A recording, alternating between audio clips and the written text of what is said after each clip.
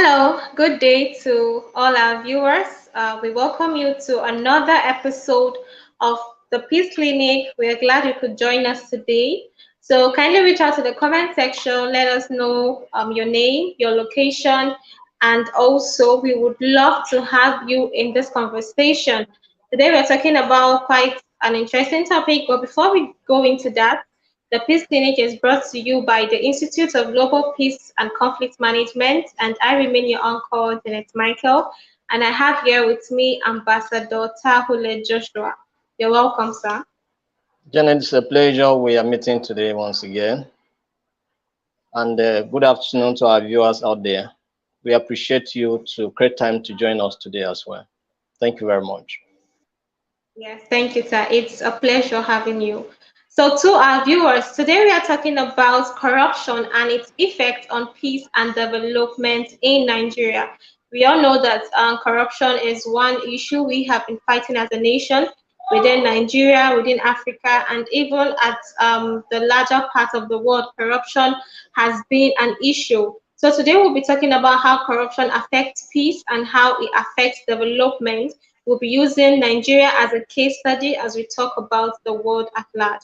So once again, we would love to have you in this conversation. So reach out to the comment section.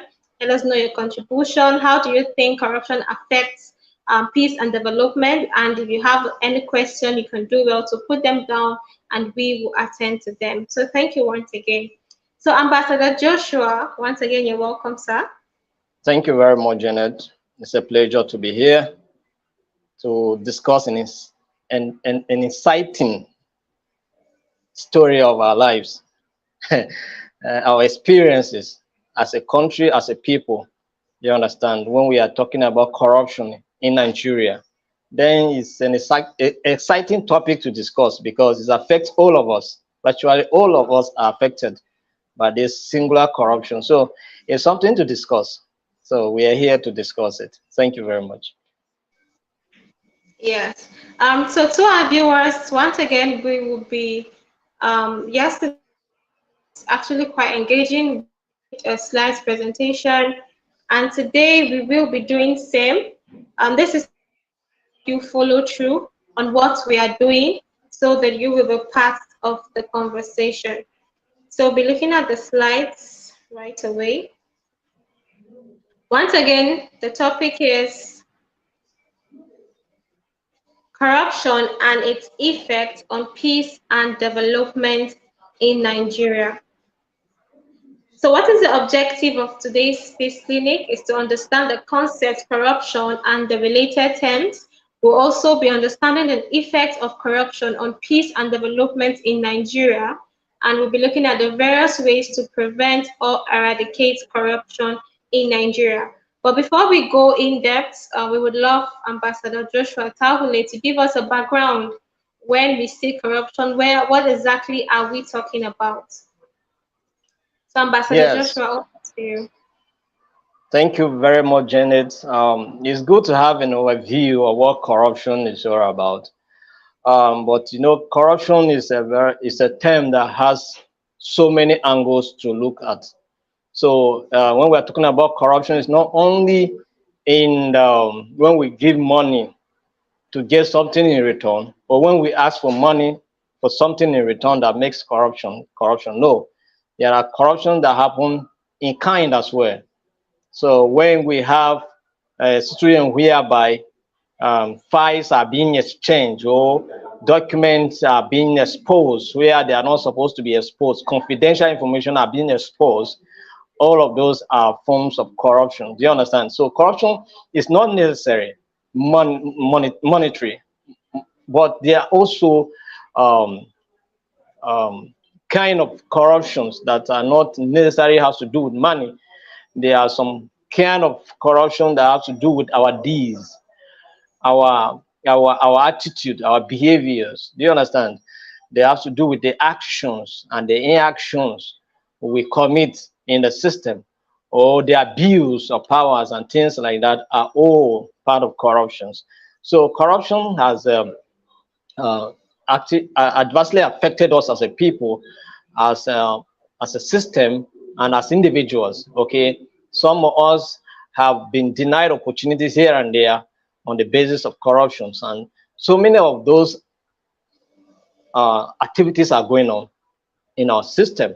You understand? And they are affecting the lives of people. They are affecting the image of the country itself and affecting every structure of the economy whatsoever. And the political system is also affected. Do you understand? So corruption is a matter that permeates every aspect of our society, every aspect of the Nigerian sector, whether be it economic, political, social, and every aspect is affected.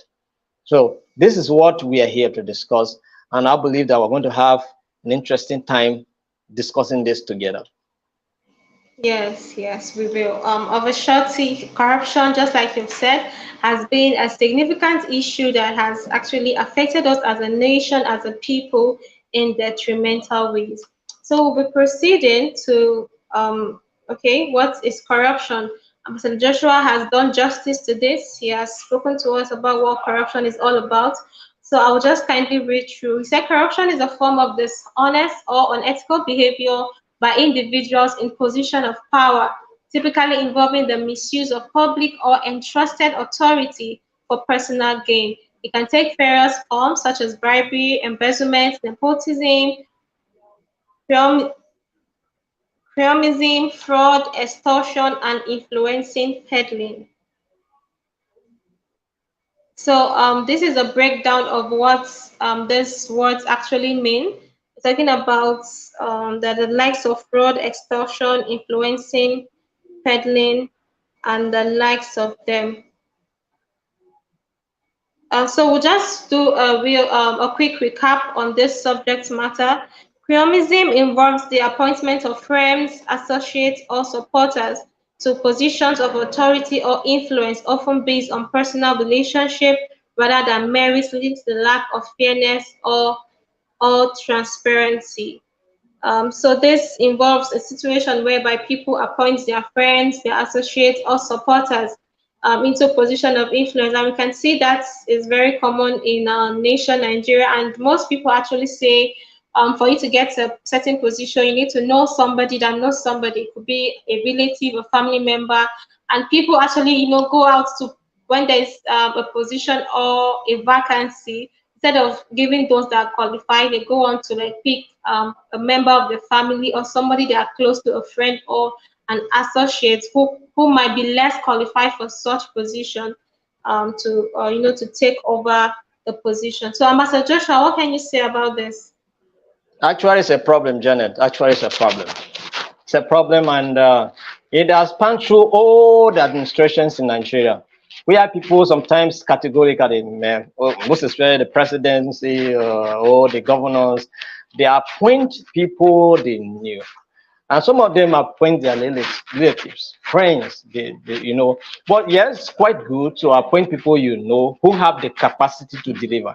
That is if you appoint them based on merit. Do you understand? But whereby you forget the aspect of marriage, and then you are just appointing simply because this person is your friend, is your relations, and of course, he should be supported in one way. Maybe it's a form of compensation that you are compensating your friend that you have known for a while. Then governance is not about compensation. Governance is about delivering quality services to the people. Do you understand? So, but in our system, we appoint our friends in the form of compensation. Political parties, once they win election, then they appoint people who contributed for the emergency of the person, whether governor or chairman or president. Now, they forget the merit. Yes, we appreciate the fact that people contributed to make you to win election, but appointment shouldn't be for compensation. It should be for merit, people that can deliver. And that's the reason why we have not been having quality governance, simply because some people that are appointed are not qualified. or some came in with entitled mentality that okay, I have helped this person to win election, so it's my opportunity now also to benefit. They are not coming simply because they have something to offer, but because in a way, in one way or the other, they supported the candidate and the candidate won election. So now it's my time also to be considered for appointment. Whether I'm qualified or not, I should be appointed. And why is a compensation? Because the president also feels that okay, he has to do something to make sure that he build his own relationship and that the relationship is not broken. He has to sustain it simply because they supported him. So it's a problem. Do you understand? It's a problem. And I can remember and I can recall very well the former president categorically says that he is appointing people that he knew. Do you understand? And so it was one of the administrations that when we weigh it very well, we discovered that there was so high level of, you know, favoritism that was in there, appointing people that you know, people that are related to you, people that are your friends in your cycle. And then practically we suffered it. Do you understand? We suffered it. And even in this current administration, the same thing is happening.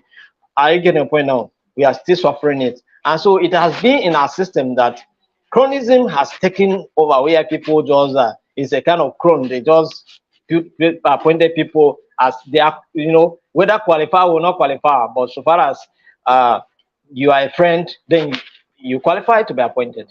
So it's a problem. Yeah, truly, it is a problem, and people should be made to understand that when they are in a position of influence, it's not a personal business. If it's okay, your business, you can go out, to employ anybody you want to. But when it comes to governance, when you are operating in an institution, a national agency, an institution, it is not a family business. People No, are based are to be appointed based on merit, not based exactly. on favor. Oh, this person has favored me in the past, and it is my turn. It is my turn to do this. It is my turn to, to show favor to this. To actually give a friend, an associate, or a supporter. No, people are meant to understand that when it comes to the governance, transparency and fairness should be the topmost. Janet, but are we saying that these people should forget their friends?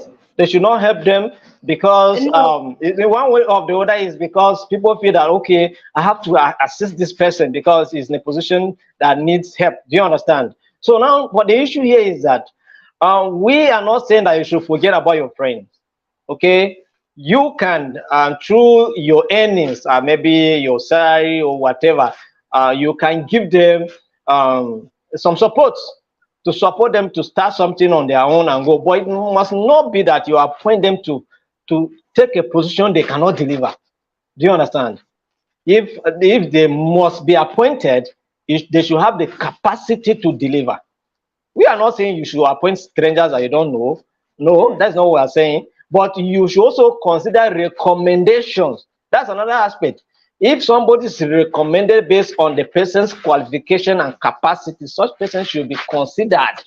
Okay, it shouldn't be that it must be your friend. No, if someone is recommended and the person have the qualification and the needed qualities fit in that position, the person should be considered. You understand? And then you can find other ways to compensate your friends, either by giving them financial support to go and start their own business or invest in one way or the other, or show them channels of investment and support them to invest, but not to come and take a position of authority where they cannot be able to deliver good quality of governance that is needed. Truly, we appreciate you for that, Joshua. So next we'll be looking at fraud. Fraud is the intentional deception or misrepresentation made for personal gain or to damage another individual or organization. It can involve false representation, concealment of information, or manipulation of facts. And fraud is actually another issue, another aspect of corruption that we unfortunately have to do with as a nation. We see issues of deception. People intentionally deceive other people, for their personal gain, and also, damage another person, an individual or an organization, just for their own personal gain.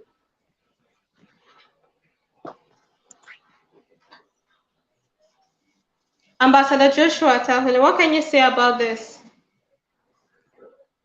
Okay, we're talking about fraud. Okay, fraud is you know, misrepresentation, like you have said, and then people get some kind of personal gains to help them to acquire wealth that is not due. Do you understand? That is they. That's why we have people carry out a kind of budget peddling. Talk about budget peddling. I get the point on. So we have people add money amount into a budget that is not supposed to be there. They budgeted nothing or on something that does not exist. All these kind of things are fraud. Do you understand? Or you carry out forgery of document. They are fraud. They are fraudulent acts. Do you understand? So it is also a problem. We have been suffering this. Okay, where somebody will go and forge a document, a certificate. Somebody will go and swear age. That is, you go and swear an affidavit for age that you know that it's a lie, you are lying. That's all of those are fraud. And they are happening in our system. Yeah, yes. And most times when you talk about fraud, most times in quotes, people actually just think, oh, we're talking about the youth, the young people, where we have people going into Yahoo, Yahoo Plus, and the likes of them. And it is not just the young people. Oh, that is also an issue. That is a major aspect of fraud that we have to deal with as a nation. The young people, defrauding people, taking people's resources, personal savings, and the likes of them, throwing people into confusion, depression, and the likes. But even in government agencies, there are issues of fraud going on. Just like you made mention, adding a zero to a figure is also fraud.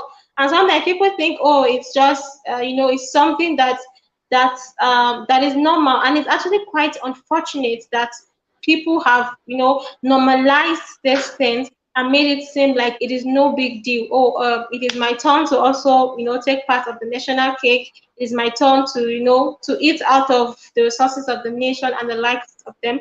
But that is actually fraud, and people should be made to understand that. Yes, actually. Yeah, so next we'll be looking at extortion.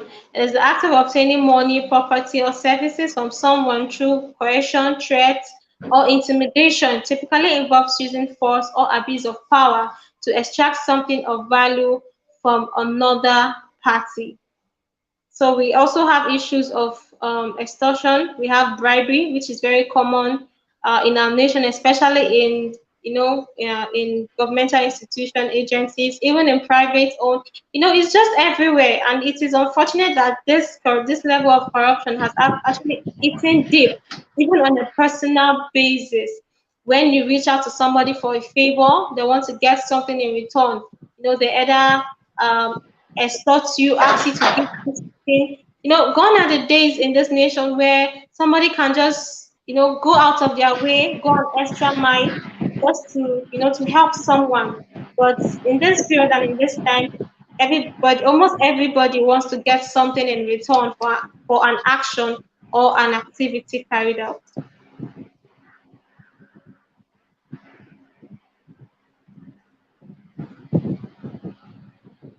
Yes, So next, extortion is a problem, Janet. Extortion is a problem. yeah, truly Are you it with me, is. Janet? Yes, I'm with you. It's a problem because if you look at it, and extortion, when you want to get an admission in a university, then they are asking you to pay a certain amount before you be given admission. Do you understand? Where education is supposed to be a right, where we have supposed to have the opportunity to acquire the rightful education, and then you want to get an admission, either somebody's asking you to pay money or to pay your body for you to get an admission. That is extortion. Or the security people who have the instrument of force coercing people to collect money from them, collecting money from taxi drivers. All of these are forms of extortion, and they are affecting us. They are affecting. If you travel from Lagos to Port Harcourt, for instance, you will see several checkpoints on the road, and each of these checkpoints, people are made to give something in most of the checkpoints, and that's why you can see the transportation fare where you're supposed to go for a journey of 1,000 naira, the taxi people are charging you 3,000. Why? They have settlement to do on the road. If they refuse to settle, it becomes a problem. We have situation whereby some drivers who in course of exchange of argument were being killed by the police, by the force agencies. I get a point now. As a result of extortion, one of the things that made SARS to be disbanded, it was also issue of this extortion. I get a point now. So these are some of the issues. So extortion is also in our system here. In the civil service is there. In the public places is there. I get a point now. You want to get a job, they ask you to pay a certain amount before you can qualify to get a job. It's extortion. Or you are charging unnecessary. That is you are getting profit that is being maximized beyond extreme profit. It's also extortion. That is, you want to buy something, a provision, something that's supposed to ordinarily be 15 naira or 100 naira. Is selling more than that. So it's extortion. So these things are happening right in our system here. Yes, truly. And this is it's not just for people in high position, even the market woman in the market. You want to just extort people. This issue greatly impacted us during the rise of dollar when dollar was rising so high against the naira and things were just so expensive. And you will see people who bought their goods for a very minimal amount, and the way the prices were skyrocketed, people were being taken advantage of, people were exploited, things that were not as expensive as the way they are being sold. People were just complaining, and I think on an individual level, people should also not do that. Not just in people in high position, but as individuals, those on the street, how you relate to one another. If you're in a situation where even if okay, you have the capacity, or you are being tempted to extort somebody, it shouldn't be done, because this is the corruption we are actually talking about. So next, we are looking at influence peddling. It involves using one's position of power, influence, or connection to gain favor, advantage, or benefit improperly. It often involves trading on one's influence for personal gain or to benefit others in exchange for compensation. So tell us more about this, Ambassador Joshua. What does this mean to you? Yes, is what we're talking about. Is also look like chronism, because here people say, okay, yeah, I know someone in the position of authority, so let me just give you a letter, meet him, and then you get something, a favor. I get a point now. Or someone use the influence you have to get contracts from the government. Do you understand? So some of these inferences that we're talking about is we are using it to get contracts or to get certain favors in government quarters, in some certain quarters. This is what we're talking about. Oh, you have so much money, so the system is made to favor you. I get a point on because of your inference that you exercise and all of that. So it's a problem. There were some at some point in time, some people, some exporters and importers were crying because some certain people were favored. Some certain companies were giving privileges that during the lockdown, certain things were not going on, but there are certain organizations that were operating. I get a point on. So people were crying. So because of their position, because of the kind of wealth, the control in the system. So this kind of favors are also a problem. Okay, so it's inferences. People use their inference to do certain things. So this is what we're talking about here. This is what we're talking about here. Inference peddling is also a problem. Where people say, because I have money, I can do anything. They buy justice. They buy anything. They buy judgment. I get a point now. People go and buy judgment because of the money they have, because of the influence, because of connection. So these things are also a problem, and they are part of corruption that we're talking about here. So corruption is not just when you give money alone, but when you use an influence that is unnecessary, it's also corruption. Some people, because of maybe they have connection with security people, and maybe you have a little challenge with your neighbor that you can just resolve by understanding. Then you go and call your brother, who is a security officer, to come and arrest simply because you have somebody in the military or in the police. Sometimes you see people being brutalized by the military officer simply because they have a relation that is in the military. And then whatever argument they have, they'll just call their brother and brother, oh, my husband, oh, my wife, come, this is the issue that is happening. Come and deal with this person. When they will carry a battalion of military officers or police officers and go there and begin to brutalize people in the community simply because you have an influence. So these kind of things are corruption.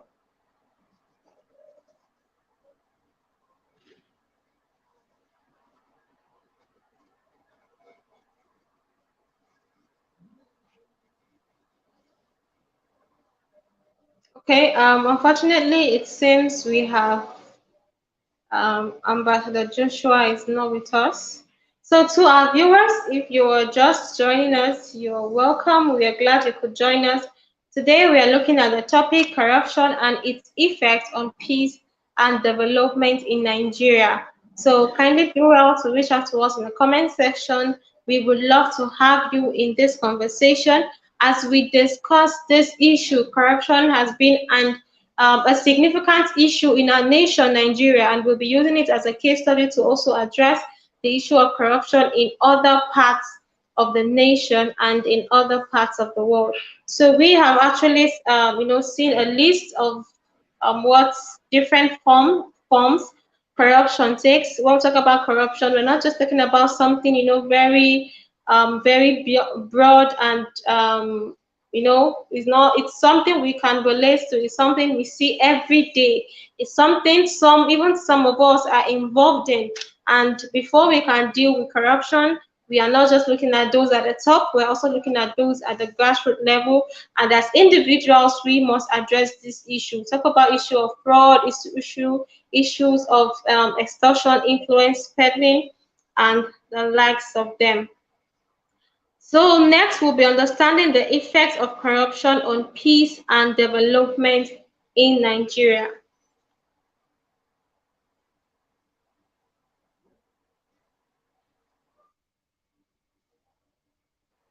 Ambassador Joshua, are you still with us? Yes, I'm available. Okay. So next, we're talking about the effects of corruption on peace and development in Nigeria. And the first we'll be looking at is undermining the rule of law. Now, we'll be talking about how much corruption. We know as a people, we know that corruption is an issue. We know it affects us in several ways, but most times people cannot pinpoint in the exact way it affects us, and because it comes in various forms, it has its own way, a diverse way of causing issues, creating issues of conflict, and also on the development in a nation. So first we'll be looking at undermining the rule of law. Corruption weakens the rule of law. I'm sorry for that. Corruption weakens the rule of law by allowing individuals and institutions to operate outside legal frameworks. This erodes trust in the government and legal system, leading to a breakdown in social order and stability. Ambassador Joshua, over to you. Yes, it's obvious that corruption undermines the rule of law, because in a situation whereby there is a situation and then you tell somebody you are waiting the person in the court, that is, the person say I'm going to court, and then you tell the person that I'm waiting for you there. I get a point now. It means that this person already have some form of connection there. I get a point now that he can use the influence that we're talking about. use the influence of friends, the influence of relations, political associates to make sure that he gets himself the justice that he desires. Whether he deserves it or not, he will get it by hook or by crook. I'm going to get the justice. I get the point now. So this kind of things undermines the rule of law. It means that the constitution is not being applied. People are operating out of the framework of the legal system. People are also, manipulating the law, taking advantage of the loopholes of the system to, get whatever they want to get. I get the point now. Judges misinterpreting the law just to suit their friends, just to give justice to someone that they are close to, or maybe has, given them money or purchased them over to their side. So these things undermine the rule of law. That's why when you say now that the court is the hope of the common man, we ask how. Because for us in our system here, if you don't even have money, don't even dare to go to court, because sometimes it doesn't go off for you. That's why sometimes some NGOs will just take it upon to just support someone who is being maltreated, who is being betrayed and whatever, just to see that they get justice that they desire. I get a point out, but it's always difficult because some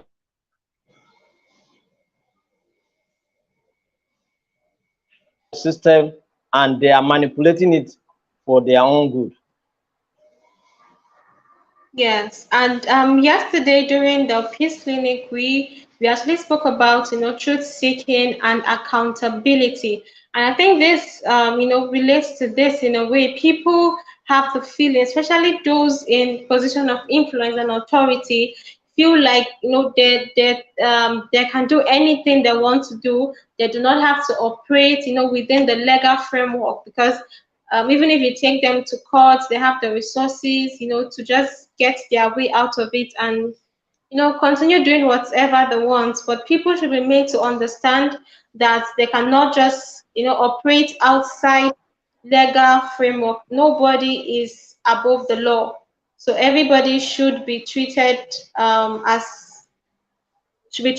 equal. Both the rich and the poor are both equal under the law.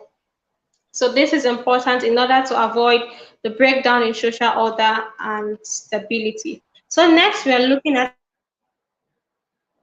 corruption diverts resources away from essential services like like healthcare, education, and infrastructure development.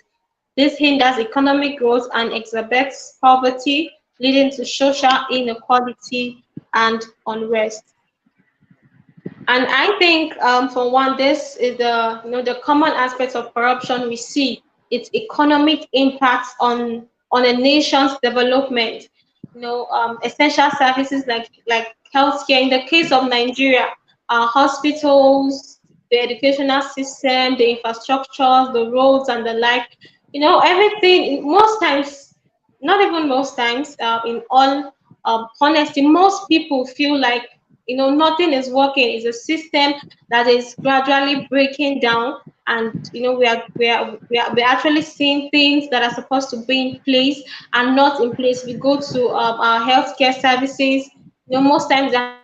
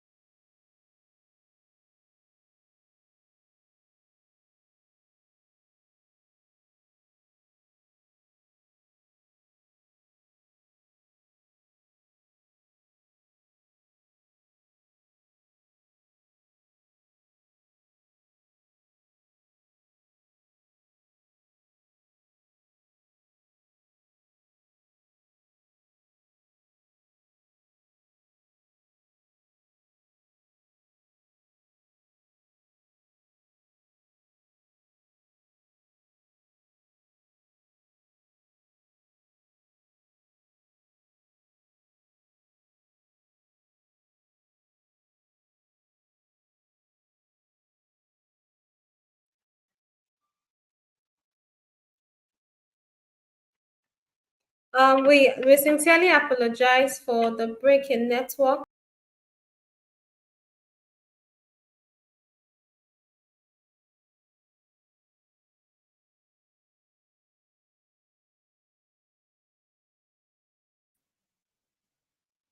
We sincerely apologize for the break in network. We were suddenly locked out.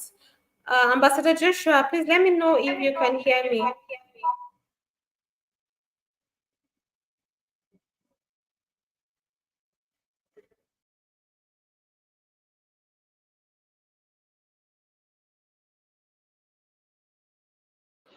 Okay, Jen, I can still hear you.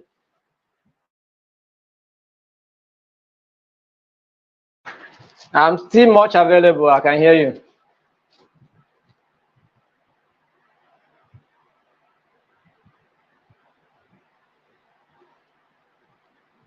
Jen, can you hear me?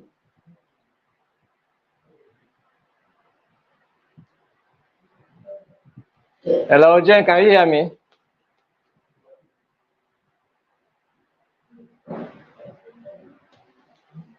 Hello, Janet, can you hear me?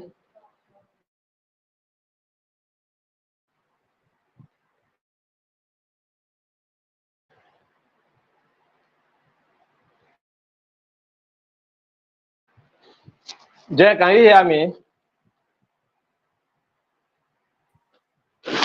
Yes, I can hear you loud and clear.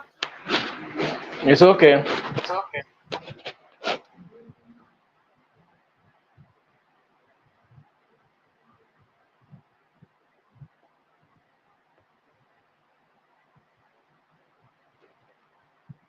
So you can see we are talking about the issue of corruption. Are you with me?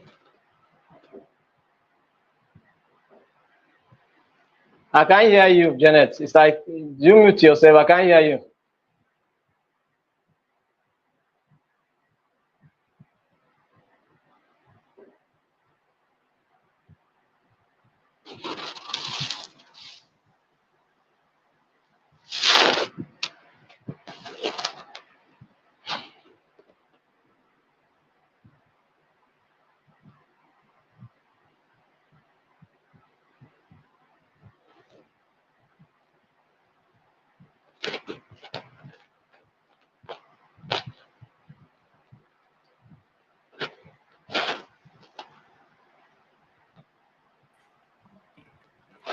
So we were talking about Ambassador. Can you hear me now?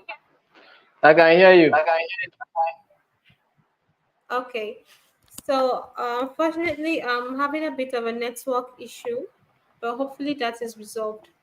So we're talking about corruption and its effects, and we're looking at the economic impact of corruption.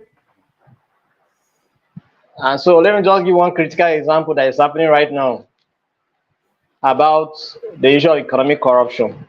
All right. Now, Nigeria has 4 refineries. Okay, but we cannot process our crude oil. So if we look around now, there's high. Yesterday evening, we started seeing long queues in the filling station. Okay, now if you want to buy a black market 10 liter now, they're telling you 12,000. How do we come to this? Do you understand? How do we get to this place now?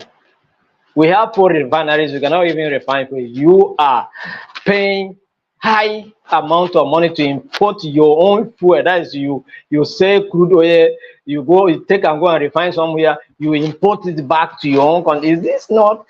I don't understand this kind of oppression.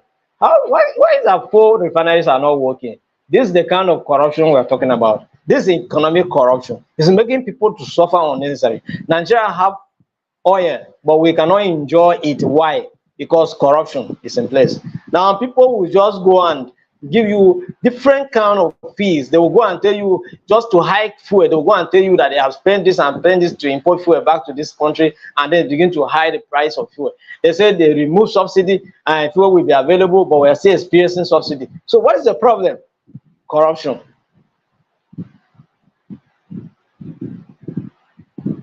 interesting. Yes, corruption has actually posed a major problem to us as a nation. So we'll be looking at the authors. We have political instability. Corruption erodes the legitimacy of political institutions and undermines democracy.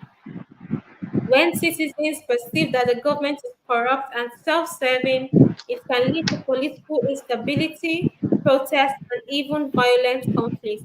And that is the issue we have been facing as a nation. When we look at the 2023 general election, we could see, the political instability, and we saw how corruption played out in the various party, even down to the results of the election. And most people, most Nigerians were not comfortable with the results because they felt like, oh, there was an aspect of corruption that was carried out, and the winner was not announced as the winner, and so many things. It's created instability. Of a truth, people wanted to come out to protest. It was just led to instability, and people no longer have trust for the political system. Actually, it's the political system and has actually discourages citizens from participating and exercising their franchise because how can you vote in election and at the end of the day the results are being manipulated? That is a problem. And then apart from that, when people work so hard to strengthen the institutions that conduct elections or to bring ways in which they can reduce electoral malpractices, at the end of the day, people in position manipulate the system again and begin to give different interpretations and begin to give different directions and then renege even their promises of what they said they were going to do. Then it becomes a problem. It's so disheartening and it discourages citizen participation in political activities. Are you in a point now? Because many people, like in the 2023 election, people were going into the election with high hopes that the election was going to be transparent until the transparency that people were expecting to see in the system was not coming forth, that people began to, be agitated. People begin to agitate for what they were expecting they were seeing a different thing. So it now began to raise issues to a point that even some political agents have to, abandon the collection centers and left, and there was protest here and there and disagreement here and there. So it causes destabilization in the polity. I hear a point now. It caused destabilization. People went out to protest because they felt that somebody who won the election was not announced. And then they felt that, okay, the promises of the electoral body to maintain electronic voting was also not sustained. And so people were angry. Oh, so we worked so hard to bring about a bill that we guarantee transparency in the electoral process. And then at the end of the day, this thing is still not working out. So people were angry. People were so disappointed. People felt so much discouraged. So, and this is what corruption does. I get the point now. It makes people so disillusioned. People now not even don't want to participate in anything because they feel that even their participation does not count. So why should they go and participate? Why should they waste their time in the first place? So this is one of the impacts of even corruption in the first place. Do you understand? It makes people so discouraged to participate. It discourages citizen participation in political and democratic processes. So it's a problem. And this is one of the effects of corruption. It's one of the effects of corruption. So disheartening. Even today, if you see on our Facebook page, I was updating something. Why is it that election in other countries is so clean and neat and no issues, but in our system here there is problem? Like in UK, they finished the election yesterday. Today, a new prime minister took over. You understand? There was no issue. It's very smooth, very sweet, very clean. No argument, no, tensions, politics, nothing. It was so easy. It does not even sound as if they went into an election. Do you understand? People that the prime minister lost his election, no noise. He accepted his defeat and hand over. I get a point. Today, a new prime minister has taken over, but in our system, it's not like that. I get a point now. So why is our own case is different? Why is our own democracy is different? If I talk now, somebody will say our democracy is still young and still growing. When should we grow? At age 60, we're supposed to be old enough to take decisions that affect us as a nation. If it's somebody that is age 60, is it a young person? A country is 60 something years now. We are still not growing. We are still growing. In fact, we are not even growing. We are still lying there as a baby that is born today. So it's not helping matters, and these are the issues. When we refuse to improve some of our systems, then it's affecting the progress of the nation as a whole, and then even the individual image is also affected. You understand? Yes, yes, that is true. So next we are looking at inefficiency and incompetence. Corruption often results in the appointment of unqualified individuals to key positions based on nepotism or bribery rather than merit. This leads to inefficiency and incompetence in public service delivery, hindering development efforts. And I think this is linked to what we discussed earlier about somebody in a position of influence, instead of bringing people into the system based on merit, he rather has a family member, a friend, or an acquaintance to fill in a position, a position. And this is very common in the civil service. Most times people say, oh, you have to know somebody. It's either your friend is there or your brother is there or somebody is there that can help you out. And that should not be the case, but we see that playing out in our nation today. Actually, it was even so prevalent during the past administration, Buhari administration. I get a point now. It was so prevalent that we saw that, not that other administration is an exception, but it was also pronounced in that former administration. Um, yeah, yeah. But even now, we have people in government that are well educated. Some people that we felt, okay, they are qualified based on their experience in our political system, in governance systems.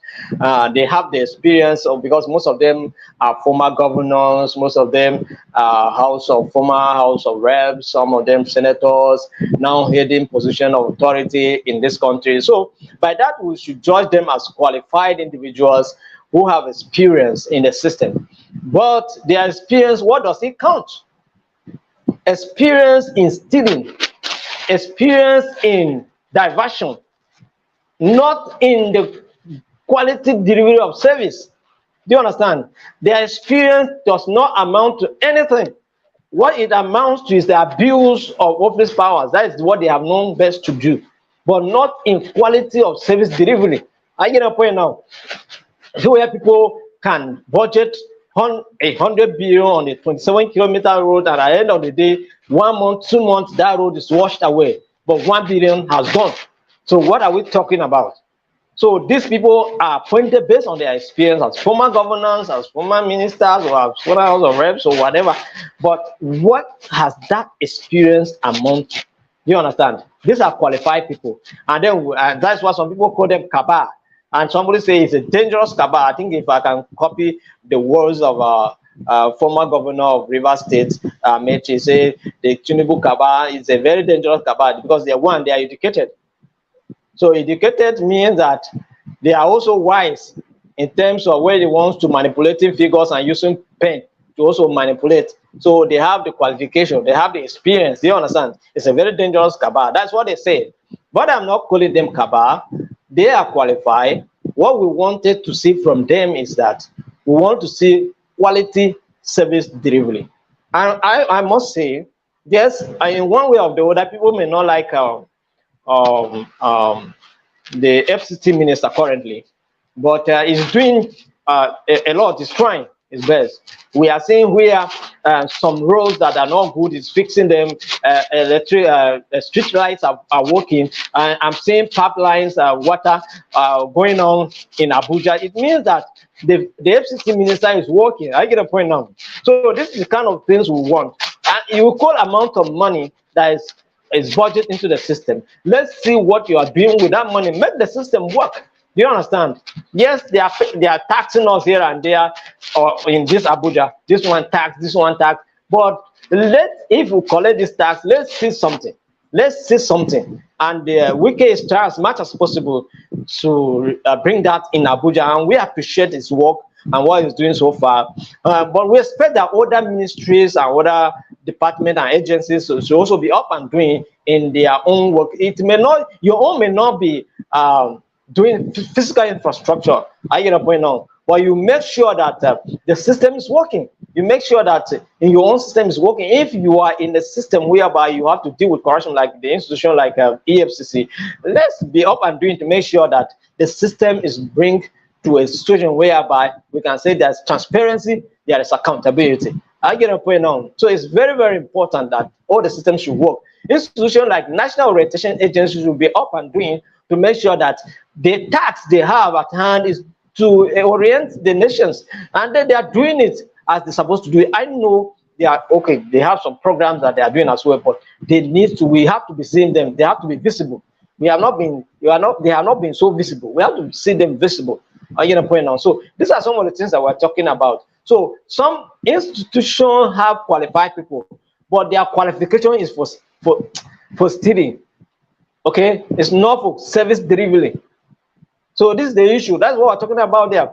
When we talk about incompetence, some people are not incompetent. It's just that they are qualified for something else.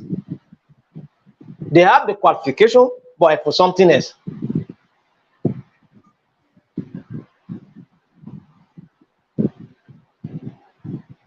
And that is also why, as a nation, it's hard, to we are still being counted as a developing nation, because most times we find people who are not picked into a position based on merit, based on qualification.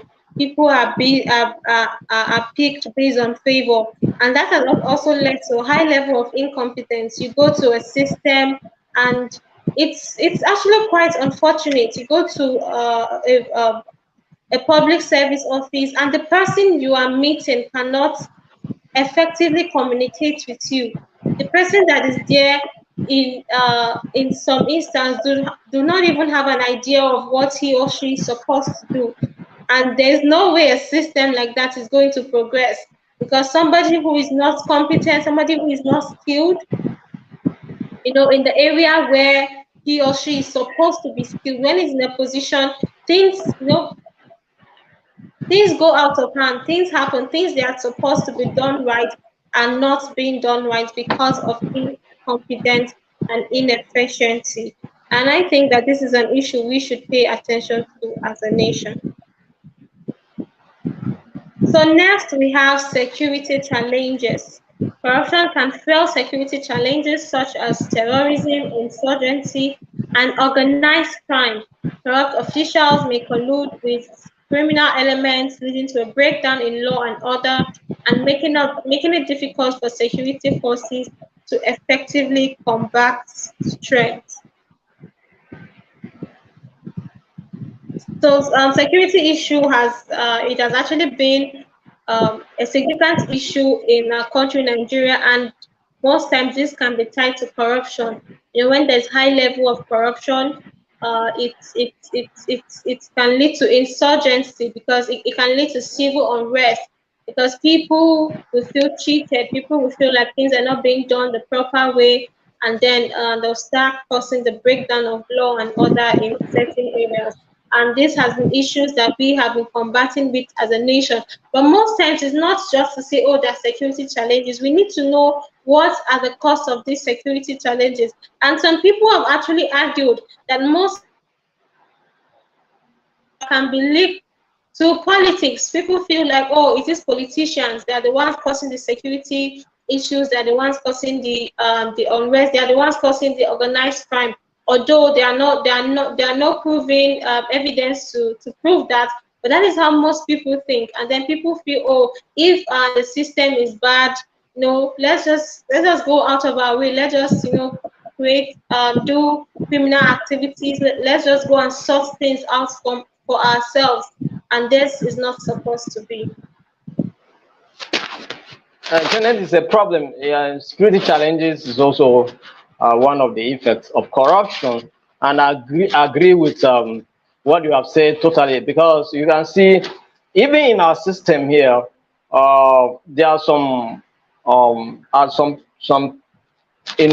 key individuals that we recognize and respect in our nation, that even accuses the military agencies or the security agencies of being colluding with some of these bandits, some of these kidnappers, some of these insurgencies, because we discovered that high sensitive information are being leaked to some of this group of people, and then sometimes the people sent on combating of these elements are being ambushed and attacked and all of those things. How would they know that these people are coming and these things are like this? Also, it has been an issue. Do you understand that? At some point, they say that the military people were covering some people who are perpetrating some certain crimes, even herdsmen. The same people are covering them and all of that and giving them security, and then other people are being attacked and all of those things. So all those things, all these accusations and counter accusations and all of this explanation has been going on, and the insecurity is just there, going on and on and on. Yeah, thank God they have been able to manage the situation of Boko Haram to some extent, and then it has been contained to some extent. But we are dealing with the issue of herdsmen, we are dealing with the security, the issue of banditry, the issue of kidnapping. Do you know that sometimes some kidnappers reveal that they collude with some security officers to perpetrate some of the activities that they have been doing? They have covers, do you understand? High ranking security officers covering them to do their activities. And there are some certain this kind of confession in the past several, and we hear this kind of accusation here and there, point out, and these are causing security challenges in our system. Okay, so that even when sometimes you are in a situation you don't want to call certain security agencies to come to your aid, because you feel that even if they come, it will still be another extortion, exploitation, another problem for you. You understand? So you don't want to engage them in your own situation. I know of people that have vowed that they will never involve police in their own case. You understand? And if they cannot resolve it, how it's supposed to resolve it, whatever it is, let it go. But they will not involve certain security agencies in their own matter. Why? Because they have lost trust and confidence in those kind of situations. And that's why yesterday we were talking about reform of this kind of system, so that we will have a better system that will serve all of us. Otherwise, even top military ranking, they have been accused of corruption. Where money, budget, the military or the armed forces receive the highest budget of the nation. Yet, we are saying that police lack the machinery to do their work. We say that the militaries lack machinery to do their work. And even again, they are underpaid. Yet this is a sector that is receiving the highest budget of the nation. So where is the money going? What are they doing with the money? These are the questions.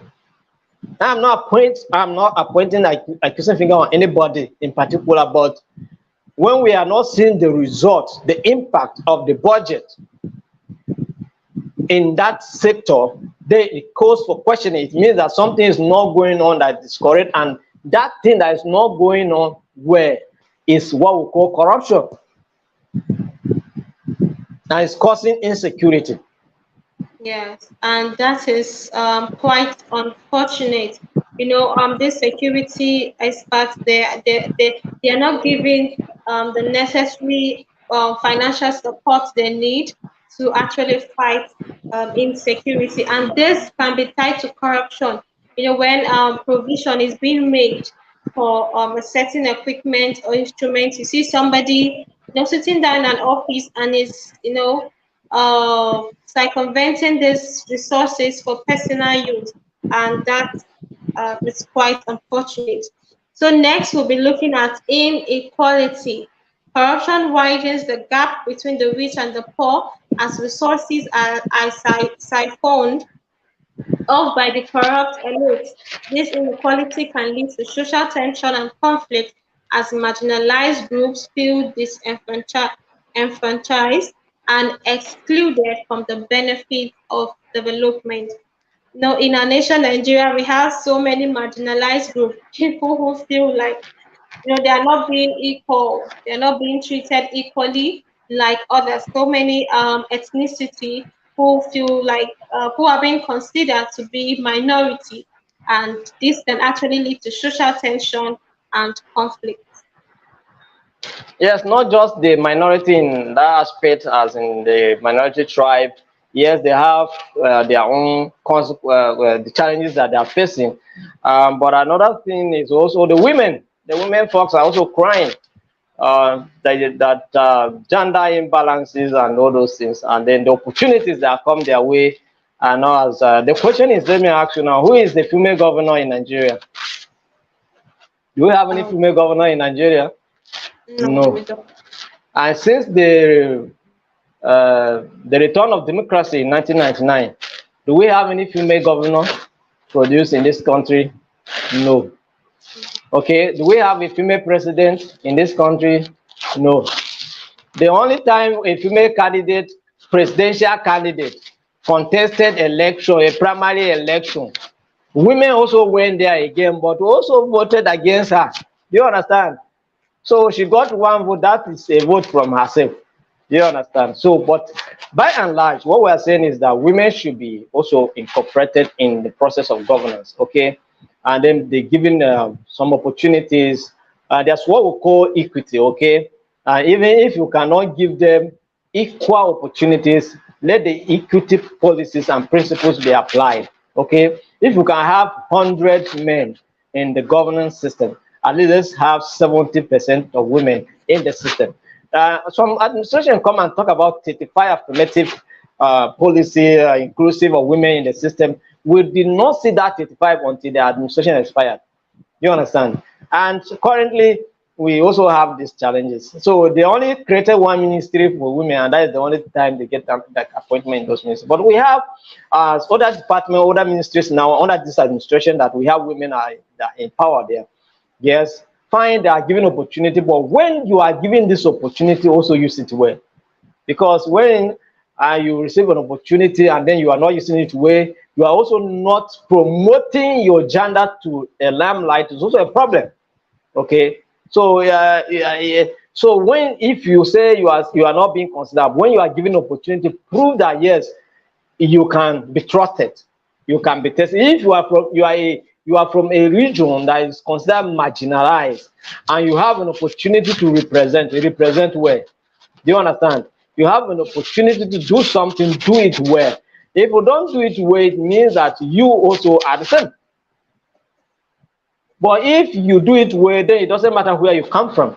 You'll be given opportunity. When people know that you have the capacity and you have the goodwill and you are transparent and accountable, then they can entrust you the more. They can give you more of their support for you to achieve more in life. So, but when you are given opportunity and you abuse that opportunity, then it doesn't make sense again. It doesn't make sense again. So inequality is there in the system, and it's affecting where you see the every day you are passing, you are saying when you want this one, you want this one, why other people are looking for just small food to eat to survive and they don't have it, then that's the reason why kidnapping is there. That is why ritual killing is there. That is why criminal activities are there. That is why so many ungodly things that we don't want to talk about are happening simply because someone needs to survive. And there's no provision from government for them to survive. So they must devise a means of survival. You understand? So inequality is a cause of this thing. When we are class conscious, where we have certain group of people that are so classic, and then the others are just average people, and then others are nowhere, and the majority of the people in this category are those that are nowhere to be found. You understand? They don't have any form of class at all. They lack basic amenities, They lack, even they cannot, they are living below $1 a day, and that is high poverty.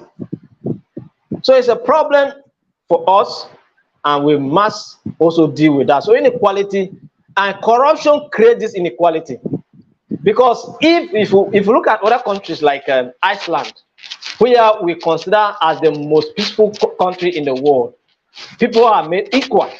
Do you understand? In some other countries, you don't see a prime minister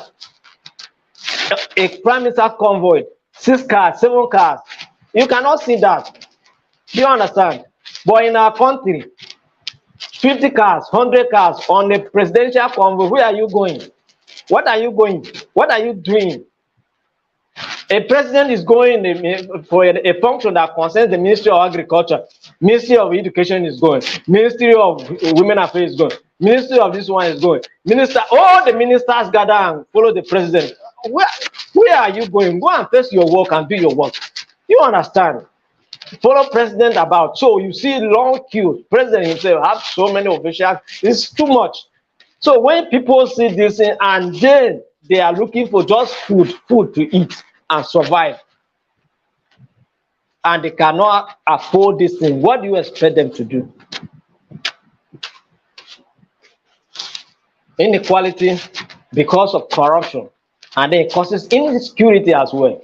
These are some of these. So some of these things have different multifaceted effect, and we are suffering them as a nation, as a people.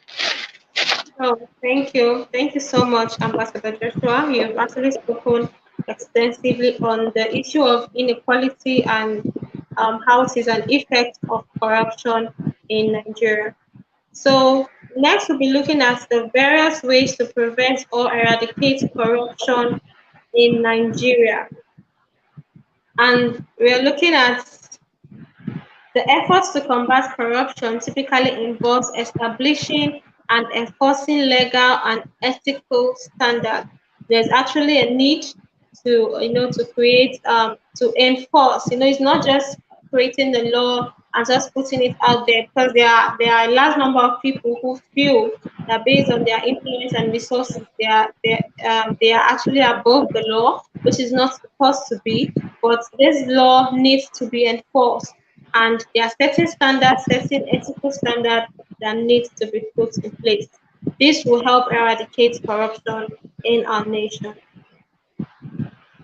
Actually, it's very important, Janet, because I can't just phantom whereby somebody who's supposed to be fighting corruption is like being accused of corruption. That is, you are a chairman of an institution that is responsible to punish and prosecute corrupt people in a nation, and then you are being appointed as a chairman of that institution, and then you are being accused of also corruption. Then it means that there's a problem. Do you understand?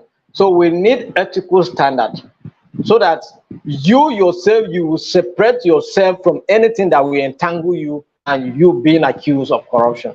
So because if we do not enforce and apply these kind of laws and legal standards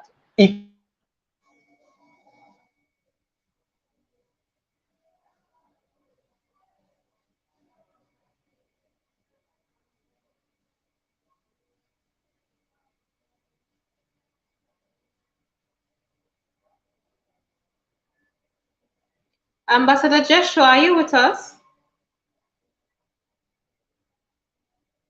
Unfortunately, it seems we have lost Ambassador Joshua Tahole, but hopefully he will be joining us soon. So once again, to our viewers, we appreciate your presence. Thank you for joining us on today's episode of the Peace Clinic, and we are looking at corruption and its effect on peace and development in Nigeria. Welcome back, Ambassador. You're welcome. Yes. So next we'll be looking at So we promoting. need to put those ethical standards into practice.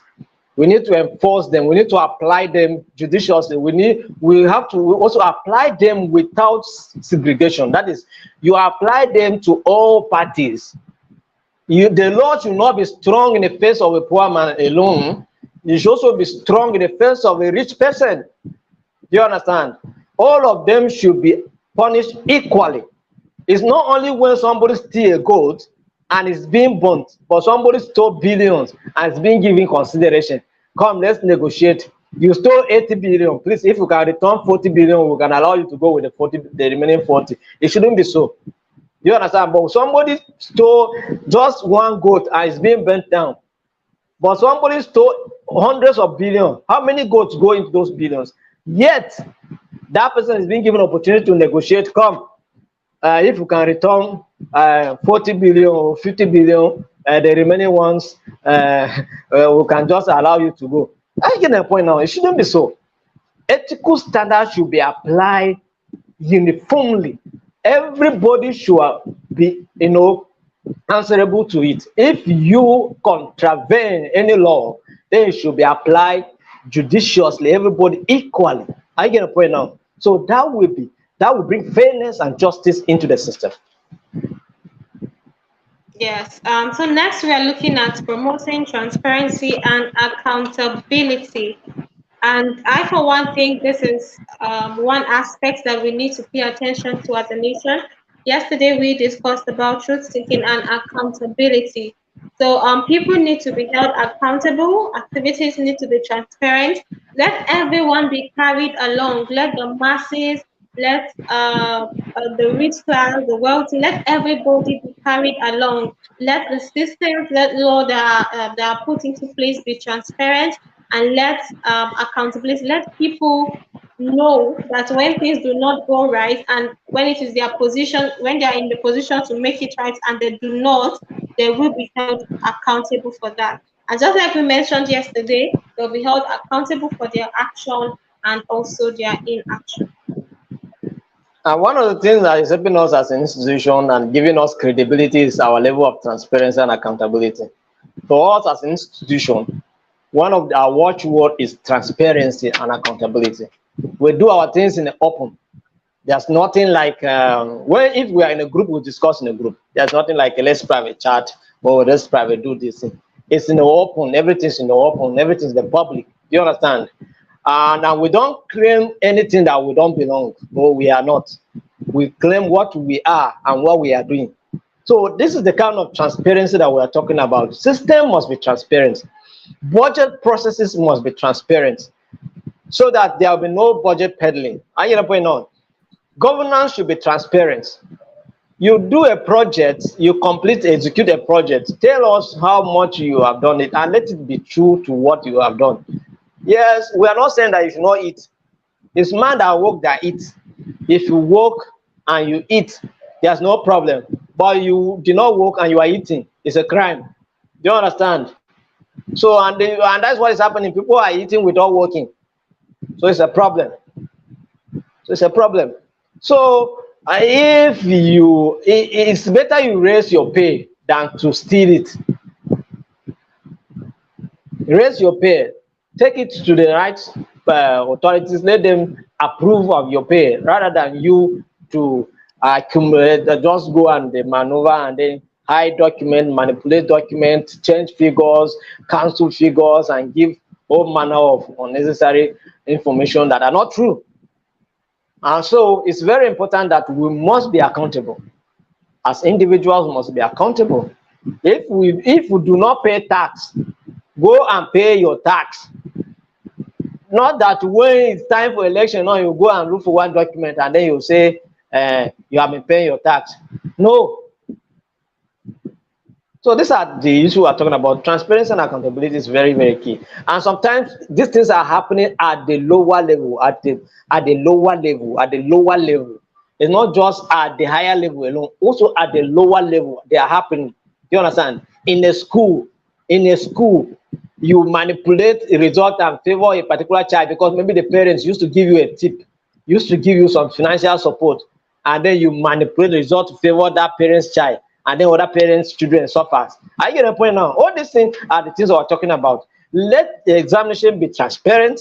Let the scores be awarded based on the children's performance, not when you just dash children marks simply because maybe in one way or the other you are elected or you have been receiving tips from parents. All these things are forms of corruption. So if we must combat corruption, we must promote transparency and accountability in every of our dealings, in every business transaction, in every form of governance, in every form of administration. We must promote accountability. Yes, interesting. We must promote accountability and transparency. Thank you, Ambassador Joshua. Next, we are looking at strengthening anti-corruption institution and fostering a culture of integrity. So there's actually need for anti-corruption institutions that have been set by the government to fight corruption. There's a need to strengthen them and to also make sure that the anti-corruption institutions are not corrupt in themselves. Because when these institutions are corrupt within it, then there is no hope for them to, be able to fight corruption. Yes, Janet, this thing is a problem. It's a solution and a problem in itself because we come from an environment whereby we don't carry out proper investigation before arrest. Do you understand? Sometimes when a matter is reported, sometimes people wait into arrest quickly without carrying out investigation. And in situation whereby you also carry out an investigation and you discover that yes, this person is guilty of the offense, then it shouldn't be that you invite the person and begin to give unnecessary interrogation. Take the person to court and institute a, a court process for the prosecution of this person. For the situation whereby this anti money or anti-corruption institution themselves are becoming, they are abusing powers.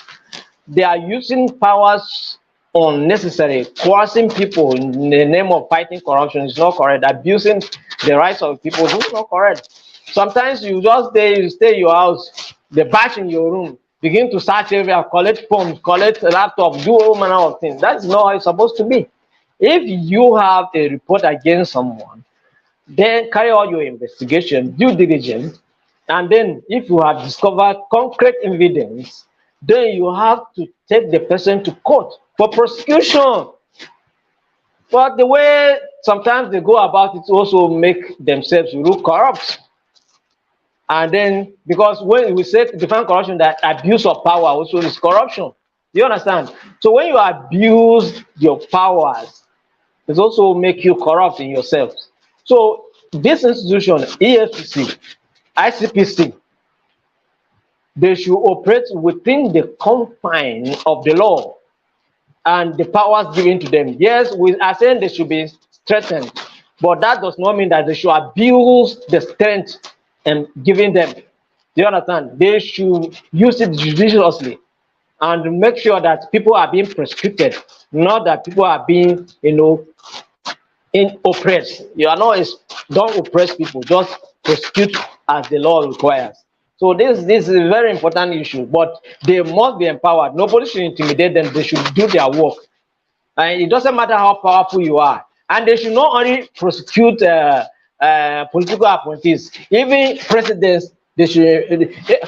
We have countries where presidents are being prosecuted. Is it not in America that former president America Trump went through some legal process? So this kind of people should also be prosecuted. Nobody should be above the law. You are a president and you do not discharge your functions very well. And under your administration, people manipulate figures, people stole money, and you could not do anything as a president. You also should be held responsible and accountable. Because you are in the place, you know what is going on, but you refuse to do anything. You also should be prosecuted. I get the point now. People should be prosecuted for their action and inaction. That is, you refuse to do something. You see some police say if you see something, say something. You see something, you refuse to say something. You also refuse to do something, and you were in a position to do something, but you refuse to do it. Then you yourself should also be prosecuted. So president, governors should not be above the law. Even if they enjoy immunity in office, after their office, they should be prosecuted. I get the point now. The president of Pakistan, the former prime minister, prime minister, is also in court, prosecuted. Whether it's a political prosecution or whatever persecution or whatever, it doesn't matter, but he is not above the law. Do you understand? He's not above the law. Nobody should be above the law. If you are commit any crime, you face it. Do you understand? That is it. Interesting. Thank you, Ambassador Joshua. We actually have a comment here from Mr. Musa Andrew. And just to add up to what you have said, he says our agency are always not carrying out proper investigation before arrest. This is one of the problems that is facing the system itself. And he went further to say sometimes they are political motivated. Thank you, Mr. Yes, Musa. sometimes they are politically motivated, Janet. Sometimes they are politically motivated. Sometimes because somebody is in opposition, and then this person should be prosecuted. Persecuted. Are you getting my now? So it's not, sometimes this kind of arrests they are not necessary, but because you are having a strong opposition, and because you're having a strong opposition and a strong voice there, then it's a threat to your political career. So this person must be silenced by all means. So the only way you can silence him is to bring out some issues that were not relevant. Just I make an accusation so that you can tarnish his image, so that you can castigate him and then put him in one place so that he cannot be able to do you anything. I get a point on. So some of these arrests sometimes they are politically motivated, most especially in our system here. Once you are in a position and you have a strong voice, expect anything. And this is not correct. This is not correct. If you are an institution that is fighting corruption, you yourself must be a first point of transparency. Okay, you must be accountable as well. We must see that transparency from you. We must see that accountability from you before you can stand on the clean ground to also say that the system is accountable or not. You cannot accuse a senator or a minister when you yourself as a chairman of a commission that is fighting corruption is not transparent. And many of them suffer these things. Why are they suffering? The former ESCC suffered. The other one suffered. They can point out why? Because maybe they mingle where they are not supposed to mingle. I get a point out. Eat the food that they are not supposed to eat. Take a dinner that they were not supposed to take. Take an appreciation, a package that they were not supposed to take. If you are in that kind of position, avoid gifts completely. It doesn't matter, even you are celebrating your birthday, don't collect gift. In fact, avoid celebration of birthday gift because you collect a gift that will implicate you. So what do? Don't collect any, but our people, they will not withhold it. I'm celebrating, this is my birthday. They begin to collect gifts and receive unnecessary envelope here and there. And then before you know it, they are entangled. Do you understand? Begin to have meetings where they are not supposed to be. So all of these things are problems. So you must be transparent, you yourself, before you can accuse any other person of lack of transparency and accountability. Yeah, thank you, Ambassador. So next, we are looking at encouraging active citizen participation in oversight and governance processes.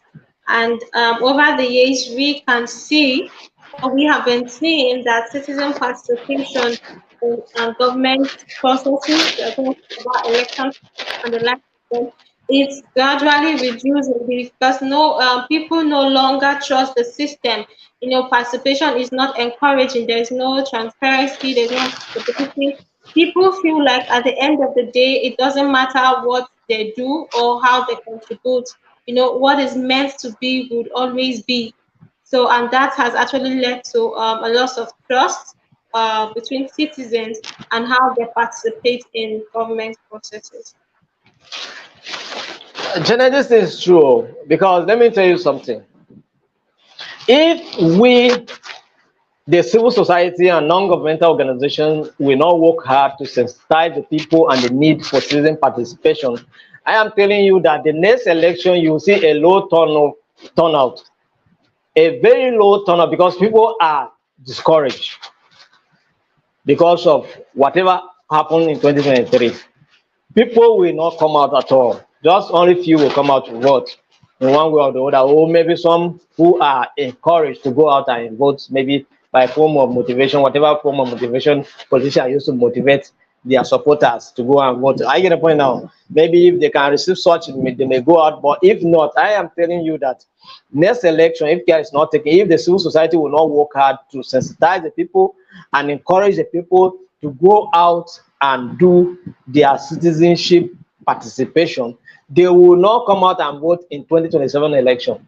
There will be a low turnout of people for voting, and it's going to be a problem because so many people don't go out. When we say there's a public hearing, people don't go out to participate. Why? Their opinion will not be considered. Their contribution will not be taken. So why is the essence of the participation? Why should I waste my time to go for a public hearing that at the end of the day, my own contribution will not be taken, will not be considered? So when policies are being formulated, people who these policies are being formulated for should have opportunity to contribute in the formulation of that policy. It's only when people have the opportunity to participate in the formulation of the policies that they can also contribute in the implementation of that policy. But in our system here, policies are being formulated, people did not participate, and then you want the policy to be successfully implemented. It becomes so difficult. You are introducing a tax, and then you don't want a tax policy, and you don't want people to participate, and they are the ones to pay the tax. So how will they comply in paying the tax? They should be carried along. They should be explained why it is necessary to pay this particular tax, and for what are they paying this tax for. This is what people should come, and then they should also contribute how they can be able to pay this tax effectively, and also monitor the implementation of whatever policy that it has been formulated, and how the tax they are paying, the money they are paying, is being used. They can follow it up and monitor and see what the people are doing, the people in government are doing with their tax they are paying. And you see, this is what causes crisis in Kenya. Okay, when they introduced the finance and tax policy to raise tax for whatever, the people rise up and began to protest because, one, we don't know what you are doing with our taxpayers' money. So why do you want to increase the tax again? Why do you want to increase tax again? So that was the reason why people were protesting in Kenya. At the end of the day, people were killed. The part of the parliament was burnt down. I get a point now. So it's a problem when people don't see, when people are not carried along, when citizens are not participating in some of these activities, it affects even the implementation of policies that concerns them. So it's a problem. But if we can encourage citizen participation, I am telling you that we will have it very, very positively, because people participate in the formulation of policies and programs. They participate in the implementation of those policies and programs, and then it benefits the people, and then it benefits the government, and it makes even the work of government less, because people are in the light. They know what is expected of them, and they also know what government is going to do with their money, and so it makes things so easy. I get a point now. You don't need to coerce anybody to obey the law, because they have been carried along. They know what it's all about, and they know the intention of government is also clear, and the government maintain that kind of intention. So it's going to be easy. Governance will be easy, okay, and followership will also be easy. But in the situation where you have to coerce people for participation, then it becomes so difficult. So these are the issues. So, but citizen participation is very, very important, and we must exercise our rights as citizens to participate in the governance process. We must also hold our leaders accountable, okay, for their action on inactions. It's one of the reasons why there is high corruption, is because we are not holding our leaders accountable, and then we choose to celebrate them even when we are supposed to be criticizing them. So this is the problem. So, but citizens must make effort to participate in all that concerns them, and that way we will reduce corruption in our system. Yes, thank you, Ambassador Joshua Tahule. So, as we prepare to round up on today's episode, lastly, we are looking at the efforts to combat corruption and what it typically involves. And the last one we have here is international organization, government, civil society group, and the private sector should work together to address corruption and its detrimental effect on societies worldwide. Corruption, the effect of corruption is everybody's business, either we like it or yes. Corruption affects us as a people, affects us as a nation, and there's a need for international organizations, for the government, the civil service group, the private sector, and every individual to collaborate, to pull hands together to make sure that the menace of corruption is being fought and eradicated from our society.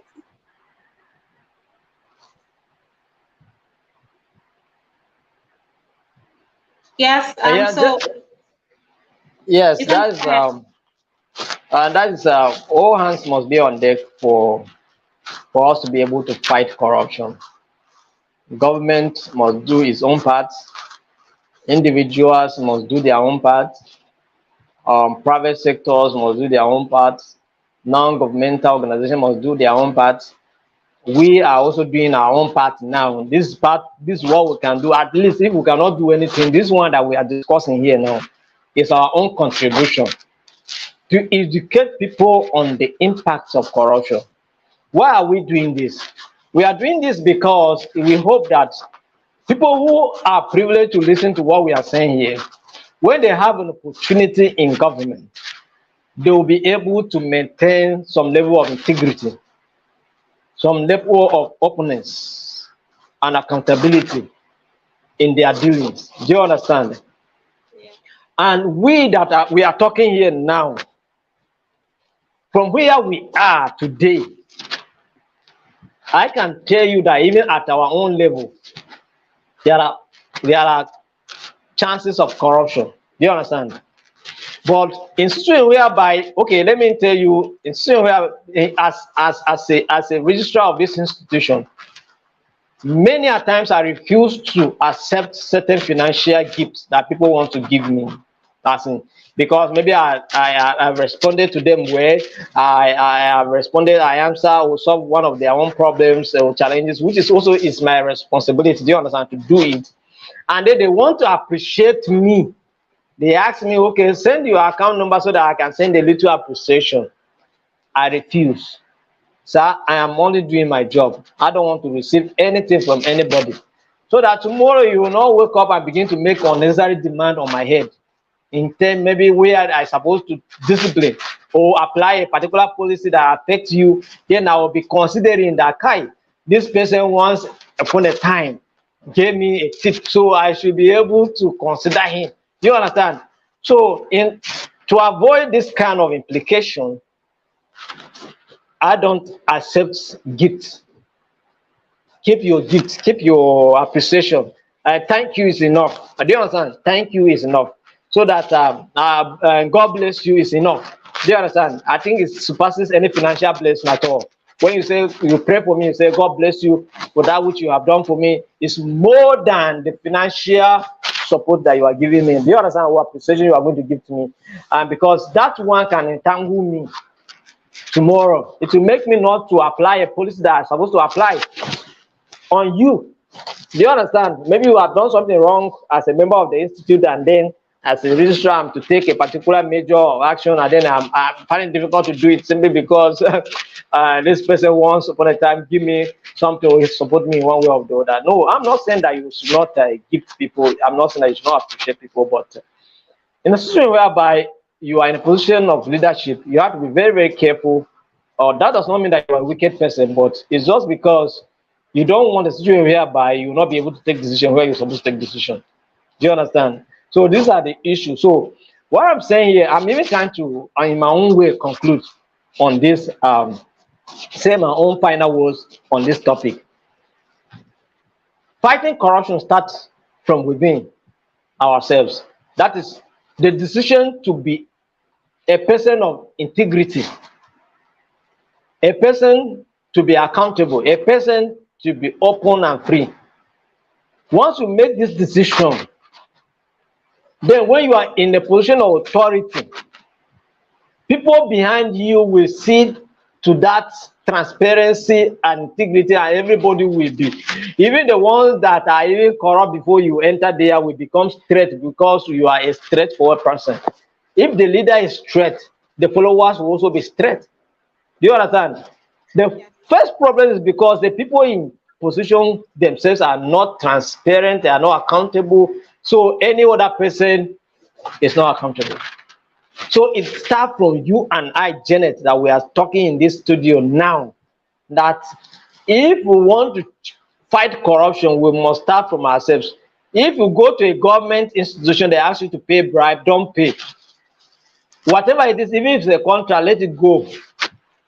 Another contract will come. It doesn't matter how much poverty is worrying you, refuse to pay. If they ask you to collect a contract and pay back a kickback, tell them keep your contract. I think, Janet, I think once upon a time we refused that in here. We were to do a training for a particular organization, and then they were to give us some tips. Okay, they wanted to. What they wanted to do is that they wanted to collect the lion's share of what was budgeted for the training, and then give us peanuts. We refuse to carry it out. Go and look for another organization to do that with. We will refuse. Do you understand? So this is some of the things. So if we are still here, we are still growing. Do you understand? So what we ourselves, we have to take decision to say no to corruption. When we make that decision individually, then it can be done at the group level and collectively, and then corruption will be a thing of the past in our system, and the glory of this nation will return. Interesting. Thank you very much, Ambassador Joshua. You've actually done justice. We appreciate your presence. We actually coming to an end of today's episode of the Peace Clinic. But before we do that, we actually have a question from Mr. Musa Andrew, and I would love us to address this quickly before we come to a conclusion. It says, what can the citizens do to hold government accountable in a country where there is no respect for human rights?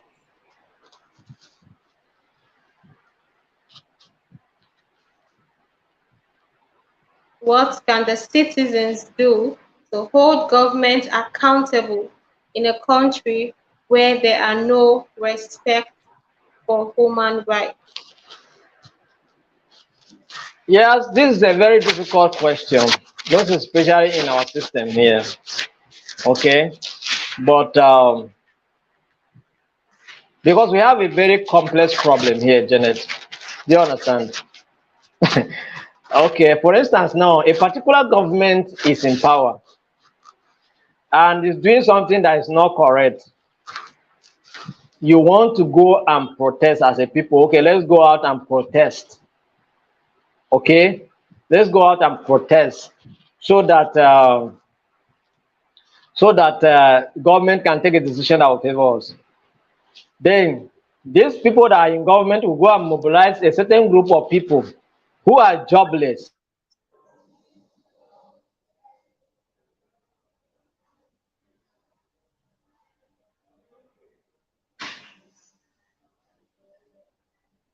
Unfortunately, it seems we have lost Ambassador Joshua. Okay, we apologize for that. So, Mr. Musa Andrew, thank you for your contribution, for your question. Just like Ambassador Joshua was attempting to address it, there are lots a citizen can do to hold government accountable. First of all, the people need to voice out. You need to let the government know that certain action or certain policies that are not right are being, are being contradicted or are being removed. We could see the situation of what happened in Kenya. A policy was brought into law about taxation, and we saw how the people, protested. It led to a crisis. Several people unfortunately lost their lives, but at the end of the day, the government listened, and the law, the policy was reversed. So first, the people had to, not, we live in a system where, oh, the government does something and people, people just take it in good faith and people are quiet. And it's unfortunate that is the system we find ourselves. People are afraid to go out to protest, just like you said, in a country where there's no respect for human rights. We saw the situation of the NSAS, the 2020 instance, and how people, the youth, young people were molested, and some unfortunately lost their lives.